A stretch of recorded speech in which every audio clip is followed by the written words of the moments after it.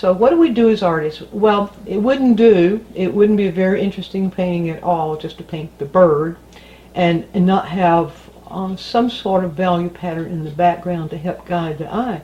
Now, in a situation like this, we can use gradation a gradation as a value pattern. Let me show you some examples of what we could do. So here's the bird where we have chosen to gradate from dark in the upper right hand corner in the diagonal to lighter in the lower right hand corner. You see, that begins to give the bird some presence. It gives a way to stop the eye around the edges of the painting and allow the eye to flow within the bird itself. Here we have light at the bottom gradating to dark at the top. You see, it's a wonderful interpretation. We could use that interpretation, or we could use this interpretation where dark at the bottom, gradating to light at the top.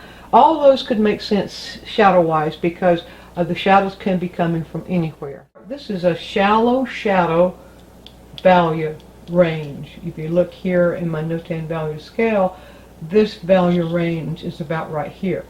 If you're doing a study such as this where you're creating a value pattern of gradation, you take it as strongly as you like. You could go from extreme light over here to extreme dark over here, or any degree. I felt that a more narrow value relationship, or we might call it more of a minor to moderate value relationship, gradating here was a little bit more appropriate for that bird. Squint just a bit. You see that blends in. When you squint, you don't really see the color. That's a good thing. That tells us that we're in the right color range to interpret that value the way we want it. Now we do want some variation up here. We don't want it to be just a straightforward value gradation. We'll want to vary it enough so that it's interesting. I'm going to make that just a little bit darker there on the corner. And now we need it to gradate in this direction. So I'll just pull that right down. Now you notice here, you begin to see the brush strokes. That means I need to begin to get a little bit lighter. Before I do that, what I want to do is take it on out here, because it's gradating in this direction too, getting a little bit lighter as it goes out. Get that right in here. I'm going to use white to subdue that.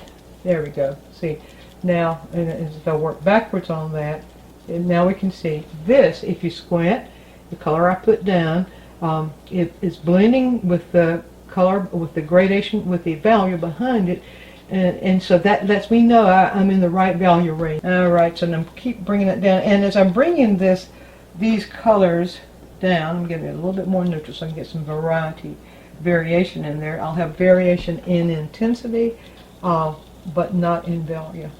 So as I'm bringing that down, I'm squinting my eyes to be sure I'm keeping with my gradation plan. Okay, I'm going to have, I think I'm going to vary here, vary with intensity. Maybe I'll vary with hue just a little bit. Just get that blue a little cooler. It seems to me it's a little warm for what needs to happen right there. I'm going to bring it right against the bird. There. Okay, let's just let's see if I let that work back just a little bit. We get a little bit more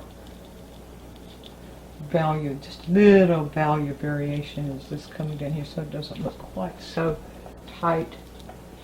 I want to now begin to move towards the middle value gray, because I want it to stay in the middle value area.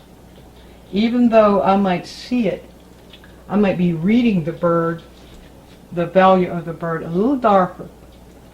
I want to stick a little bit closer to the middle value. And let's get this a little bit warmer here. A little bit closer to the middle value for writing here and here. Here. that a little bit of variation going on there. And as I begin to stroke closer to the background, you can begin to see the value relationship. You begin to see that this pretty much visually blends with this. You see that? Which means that what I'm doing in the bird right now is consistent with the gradation I'm making. I want to explain to you how I got the pattern, the background pattern of gradation.